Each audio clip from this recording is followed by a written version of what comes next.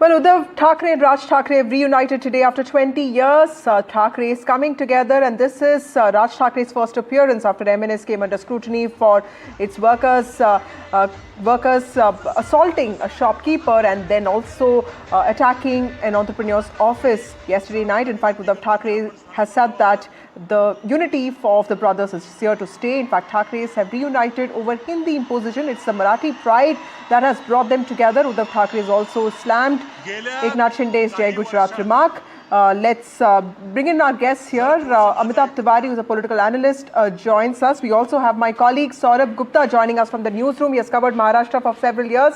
We also have Anuj Raite and Radhika Ramsamy, who has been covering today's events. Radhika, to you first, starting with the big takeaways from today's event, because Raj Thackeray really spoke about Marathi pride. He took on not just the Prime Minister but the BJP for the three-language policy, while Uddhav Thackeray kept his speech about Marathi pride and also about governance failures, but there was some sense of justification for the mob violence that has taken place in the name of Marathi language in the last few days, which clearly was surprising and in some ways not really was something that we expected. That's right. It was a supercharged speech by both Uddhav Thackeray as well as Raj Thackeray, largely on Marathi pride, Marathi identity, and that's how they named the event. It is nothing political, is something that was said, but there were a lot of political undertones to the event, no doubt about it. There could be a possible alliance. Of course, they did say that this is nothing to do with BMC polls, this is nothing to do with elections or two parties coming together. This is about the pride, the Marathi culture and pride, which was threatened by the state government here, which is why they were forced to take it back, of course, because of their interference, because of the rallies that they called. The BJP, or rather the state government, was forced to take back the GR. So therefore, this is a victory parade. This is a victory speech, no doubt about it. Estranged cousins coming back together, reuniting after so many years, and both of them named, or courtesy Devendra Fadnavis is what they said, that it is as a result of Devendra Fadnavis, it is as a result of Hindi imposition that these two leaders decided to come together. So it is courtesy Devendra Fadnavis, is what both the leaders have said. Also going on to talk about how there is a clear resistance from Marathi people on the Hindi imposition, and they will stay united and they will continue to stay united. So clearly hinting at a possible alliance, but we'll really have to say whether it was just cultural and linguistic or if there is more to it. Right, Radhika. A lot of sarcasm there in Raj Thackeray's speech, especially saying that what Balasaheb Thackeray could not do, Devendra Fadnavis achieved by getting the Thackeray cousins together. Saurabh Gupta, to you now. One of the most important visuals there is Supriya Sule, the daughter of Sharad Pawar, also the General Secretary of Sharad Pawar-led NCP, getting both Amit Thackeray, the son of Raj Thackeray, and Uddhav Thackeray, the son of Uddhav Thackeray, Aditya Thackeray, the son of Uddhav Thackeray, together, and getting them to pose for this picture. Help us understand the new generation of Thackerays. This was also about them getting a sense of unity. Help us understand what is their potential, what are their stakes, and how do you see Maharashtra politics revolving around these youngsters now? Well, Aditya Thackeray has been in active politics, and of course he's someone who's an MLA from Worli, right where this event is taking place. The other part is that Amit Thackeray contested the elections. He fought from the Mahim seat, but he could not win that seat. Now, that was something that within the family perhaps didn't go down too well, given the fact that even though they were on opposing sides in that election, what happened was that there is larger consensus that, look, these two cousins have to come together for the sake of Marathi pride. That's the political line. That's something that, like you said, Raj Thackeray today referred to in his speech, that it was something that Balasaheb wanted, that the both of them to work together. And since then, there have been multiple efforts. For all of us who've covered Maharashtra politics for years, we know that this was something that perhaps a lot of Shiv Sena supporters wanted. Didn't happen. Now it's happened. But obviously, what is the future of this? Is this an alliance? Is this going to be some sort of, just an event, or is there a future to this? And that's where, the next gen comes in. You saw Supriya Sule there. Again, in terms of NCP Next Gen, when you see NCP SP, I beg your pardon, and then of course you see Aditya Thackeray, the Shiv Sena UBT Next Gen, Amit Thackeray also part of that event, and there was a fist bump and there was a hug that Amit Thackeray and Aditya Thackeray exchanged, and that's also significant purely from the symbolism point of view, from the optics point of view.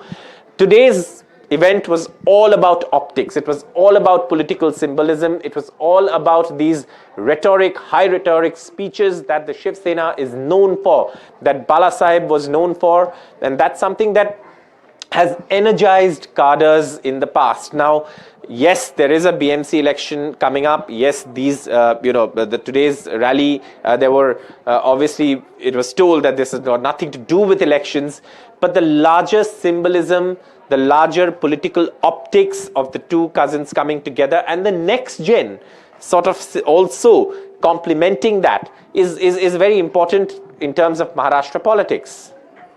Saurabh, stay with us for more insights on this story. And one of the things that I really understand from both speeches is also there is an indication that Uddhav Thackeray could have reached out to Raj Thackeray with that olive branch, because he said that I called Raj Thackeray and I told him that this would just be a premiere, but let it be. There needs to be more unity when it comes to Marathi. Amitabh Tiwari, who's an author, joins us.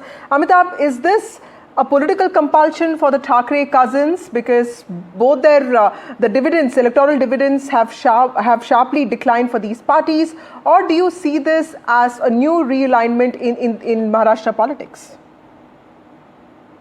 Essentially, of course, it's a do-or-die battle for Uddhav Thackeray as well as Raj Thackeray, this BMC election, because they have received, in fact, Uddhav Thackeray's party has received a big jolt in the 2024 Vidhan Sabha elections, where not only Eknath Shinde's party won more than twice the Vidhan Sabha seats of Shiv Sena UBT, the party also now has the official claim on the symbol and the party. So essentially, the party which was controlled by the Thackeray's has now moved to a control under Eknath Shinde.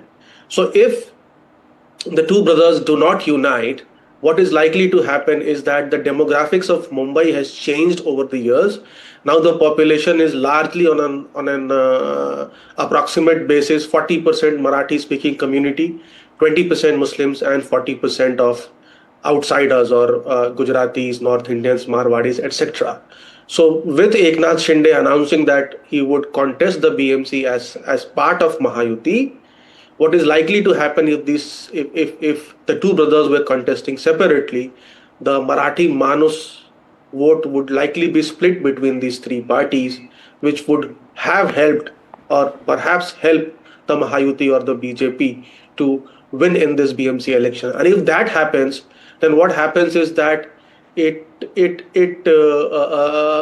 Eknath Shinde the claim on Balasaheb Thackeray's legacy. Correct. Right. So that needs to be stopped. For that, both the parties have decided to come together, at least on cultural and linguistic, as your reporter was saying earlier. Now we have to see whether this crucifies into a political alliance. See, Raj Thackeray, though has not won any seat, has a crucial 7% vote share in the BMC. Right. Even the Vidhan Sabha election, Mumbai's 36 seats, their party polled 7% vote share. Right. So that's why we see he is being wooed by Eknath Shinde. He also had a meeting with Devendra Fadnavis, and now of course he is sharing the dais with Uddhav Thackeray. Right. So he has this crucial 7% vote share, which could tilt to any alliance and thus help that alliance at least pose a formidable challenge to the Mahayuti. That's a very important point. Radhika, help us understand the electoral importance of Raj Thackeray, because like Mr. Tiwari is saying that,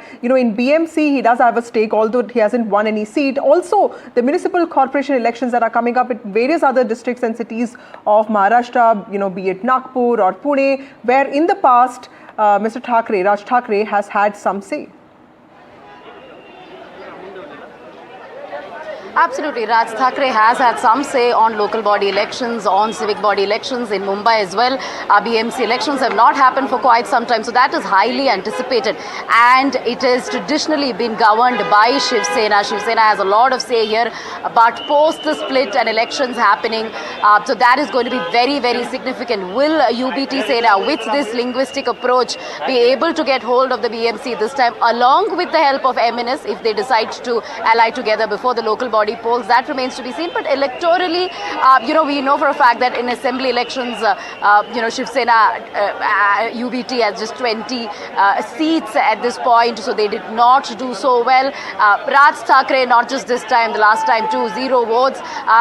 Honestly, as far as electoral performance of MNS is concerned, not that great over the last decade or so. But yes, he has the power to get people, to woo voters, do his campaign, the typical MNS style, get that Marathi identity politics on the ground, and woo voters in that identity and a linguistic, point of view. So that's what, perhaps they are looking at. And we know for a fact that not just in Mahayuti, within MVA, there is a lot of, flip-flop happening. There are talks of dissent. There are talks of all kinds of chaos and confusion among the leaders. So ahead of BMC polls, it is important for Uddhav Thackeray to make sure that, in this cultural and ideological scheme of things, he has an ally. So perhaps he sees Raj Thackeray as his allies ahead of these crucial polls. That's a very important point. Is there going to be any political realignment of parties? How do the Thackeray brothers coming together affect the political landscape of Mumbai or Maharashtra? That is what we're discussing. Mr. Tiwari and Anuj, do stay with us. Thank you, Radhika, for joining us. We will see you in just a bit. Time for a short break.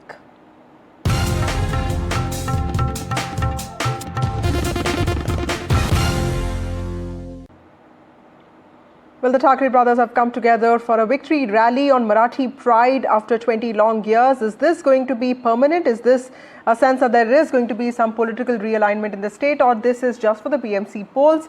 Amitabh Tiwari, author and analyst, is with us. Amitabh Tiwari, help us understand what does this mean for the opposition and also for the ruling party, the Mahayuti alliance in the state of Maharashtra?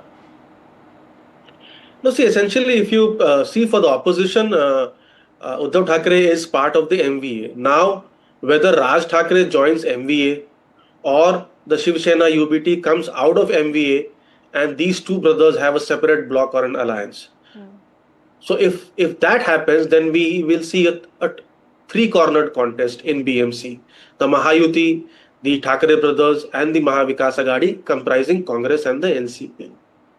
If Raj Thackeray's party joins the MVA, what we also need to understand is that there is a crucial 20% vote share of the Muslim community, which has supported the Shiv Sena UBT in the Mumbai zone as well as across Maharashtra.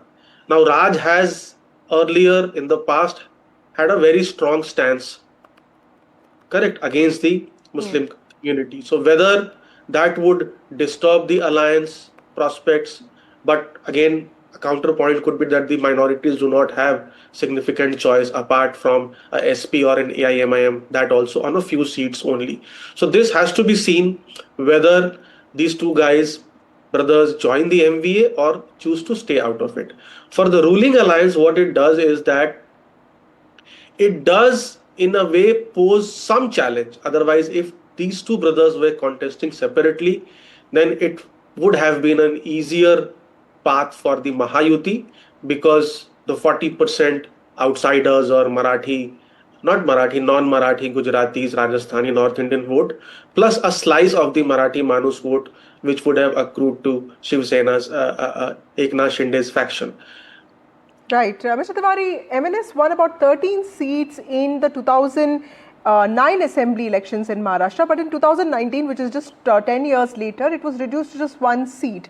So clearly, at least at the assembly level or the Lok Sabha level, there doesn't seem to be many takers for this kind of politics that Mr. Thackeray practices. What is it then that is still, propelling his kind of politics? What gives him that kind of importance in Maharashtra? No, see, because pan Maharashtra, he does not have significant influence. But in that election, which you mentioned 13 seats, MNS got 24% vote share in the Mumbai region. Even in Vidhan Sabha 2024, MNS has got 7% vote share. If MNS was part of the MVA alliance, the MVA alliance would have won three more seats in the Mumbai zone.